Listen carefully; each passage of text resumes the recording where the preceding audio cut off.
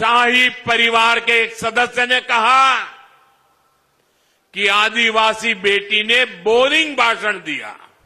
उन्होंने राष्ट्रपति जी को पुअर थिंग कहा, गरीब कहा, और दूसरी तरफ अपने लिए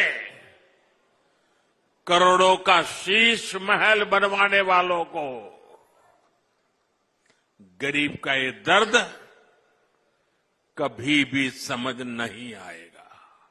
मेरा अपना तो कोई घर नहीं है, लेकिन मेरा सपना है कि मैं हर गरीब को पक्का घर दूं। लेकिन यहां की आपदा सरकार पूरी ताकत से जुटी हुई है कि आपको पक्के घर न मिल पाए।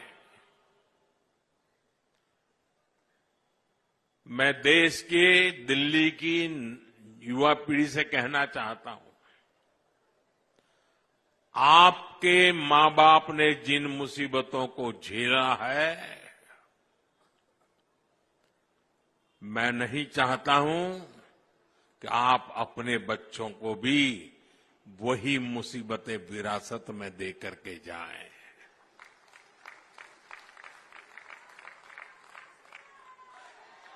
और इसलिए दिन रात मेहनत करके हम जो घर बनाते भी हैं, वो घर गरीबों को सौंपने की आखिरी प्रक्रिया जब दिल्ली सरकार को पूरी करनी होती है, लेकिन आपदा वाले आज भी केंद्र सरकार के बनाए हुए हजारों घर दिल्ली के गरीबों को नहीं सौंपते। गरीबों के प्रति कितनी नफरत है। बने बनाए घर बर्बाद हो रहे हैं, और दूसरी तरफ अपने लिए करोड़ों का शीश महल बनवाने वालों को गरीब का ये दर्द कभी भी समझ नहीं आएगा। गरीबों को घर के लिए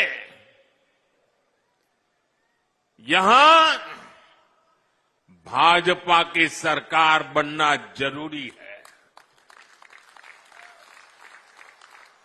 हमारी सरकार में यहां दिल्ली में गरीबों को घर देने का काम डबल रफ्तार से पूरा किया जाएगा।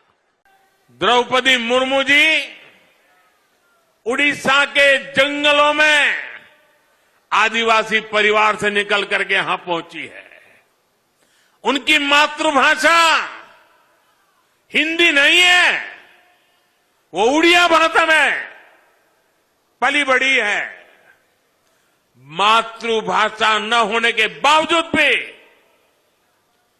उन्होंने बेहतरीन तरीके से आज संसद को प्रेरित किया, भाषण दिया। लेकिन कांग्रेस का शाही परिवार उनके अपमान पर उतर आया है। शाही परिवार के एक सदस्य ने कहा कि आदिवासी बेटी ने बोरिंग भाषण दिया। दूसरी सदस्य तो इससे भी एक कदम आगे बढ़ गई। उन्होंने राष्ट्रपति जी को पुअर थिंग कहा, गरीब कहा, और चीज कहा, थकी हुई कहा। एक आदिवासी बेटी का बोलना इनको बोरिंग लगता है। ये देश के 10 करोड़ आदिवासी भाई बहनों का अपमान है। ये देश के हर गरीब का अपमान है। जो जमीन से ऊपर उठकर आते हैं, उनको कांग्रेस का शाही परिवार बिल्कुल पसंद नहीं करता।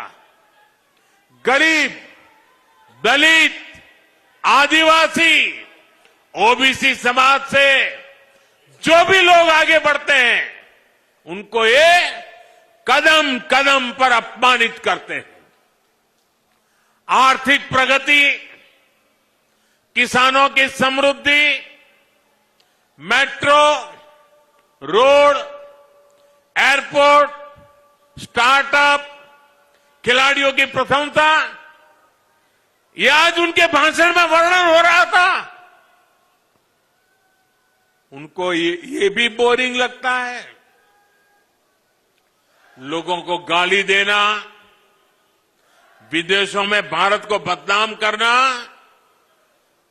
और अर्बन नक्सलियों की बातें, ये उनको ज्यादा अच्छी लगती है। साथियों, दिल्ली को बहुत सावधान रहना है। हार के डर से ये दोनों अहंकारी पर्दे के पीछे मिल चुके हैं और इसलिए मैं दिल्ली वासियों से कहना चाहता हूं, मुझे आपकी सेवा करनी है। मैं आपके लिए समय देना चाहता हूं और मैं आपसे सिर्फ इतना ही मांगता हूं कि 5 तारीख